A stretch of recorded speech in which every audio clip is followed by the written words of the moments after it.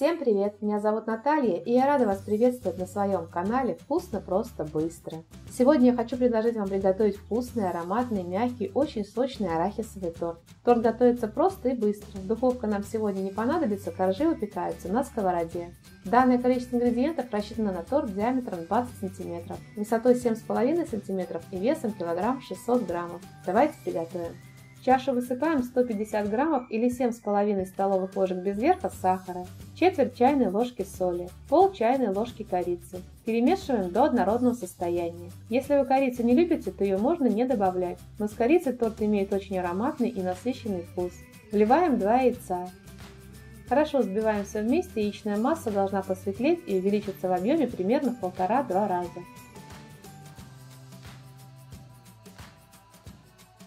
Добавляем 36 граммов или 3 столовые ложки растительного масла без запаха. Перемешиваем на небольших оборотах миксера до однородного состояния.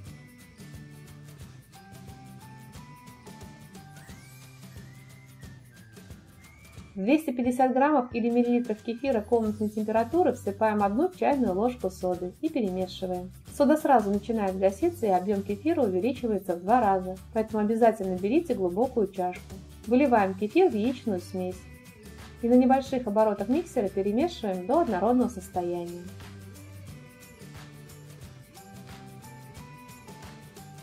Просеивая, добавляем 140 граммов или 7 столовых ложек без верха пшеничной муки. Также на небольших оборотах миксера перемешиваем до однородного состояния.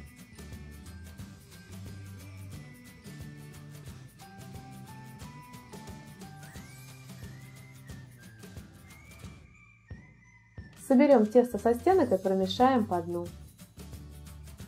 100 граммов арахиса надо мелко измельчить. Быстро и удобно это можно сделать при помощи блендера. Если блендера нет, то можно измельчить арахис ступкой.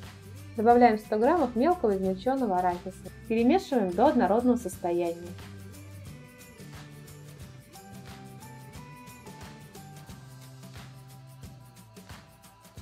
Тесто получается не густое, оно такое и должно быть. Делим тесто на 3 равные части. Выпекаем коржи на заранее разогретой сковороде. Сковорода должна быть очень хорошо разогрета, но не должна гореть. Смазываем сковороду небольшим количеством растительного масла. Выливаем тесто на сковороду и накрываем крышкой. Если собирается конденсат на крышке, его убираем сухой тряпочкой. Выпекаем на маленьком огне 10-12 минут, в зависимости от вашей сковороды и нагрева вашей плиты. Переворачивать корж не надо. Готовность коржа проверяем деревянной палочкой, она должна выходить сухой, без остатков мокрого теста. Или пальчиком, после касания он должен оставаться сухим. Перекладываем корж на решетку, оставляем остывать и сразу выпекаем следующий корж. Остывают коржи очень быстро.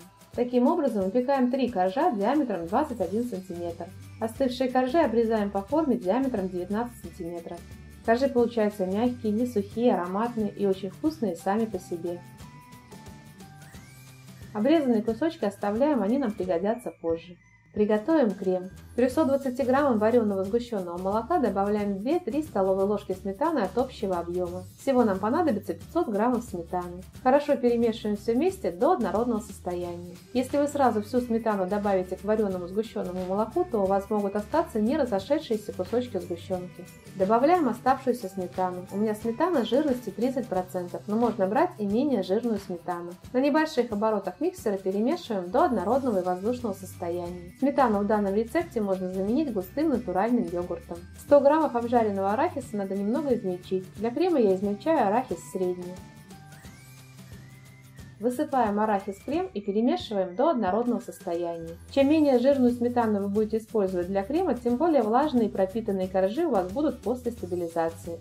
Если вы любите торт с влажными коржами, берите сметану с жирностью 20%. В меру влажные коржи, то сметану с жирностью 30%.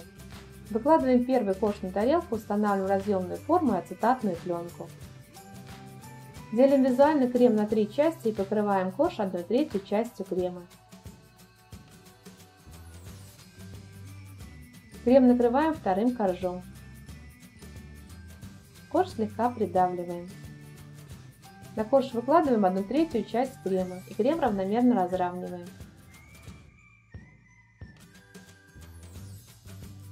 Накрываем третьим коржом. Корж слегка придавливаем.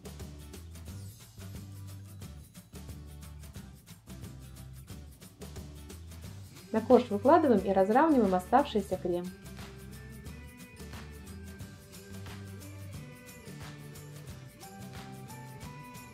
Накрываем торт пищевой пленкой и убираем в холодильник пропитаться и стабилизироваться на 5-6 часов. Я обычно убираю на ночь.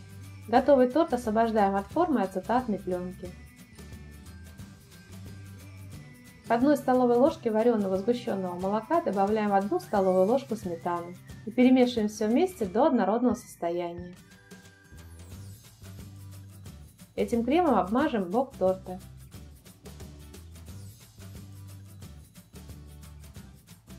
Ранее обрезанные края от коржей измельчаем в крошку. И посыпаем крошкой бок торта.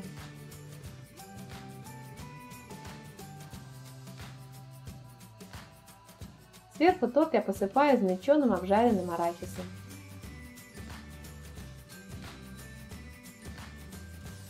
Торт готов, его можно подавать к столу. Советую вам его приготовить. Торт очень вкусный, мягкий, ароматный, сочный. Надеюсь, вам и вашим близким он непременно понравится. Если вам понравился рецепт, тогда делитесь этим видео с друзьями, ставьте лайки, пишите комментарии. Подписывайтесь на мой канал, смотрите мои другие видео, мне будет очень приятно. Желаю вам приятного аппетита и отличного настроения.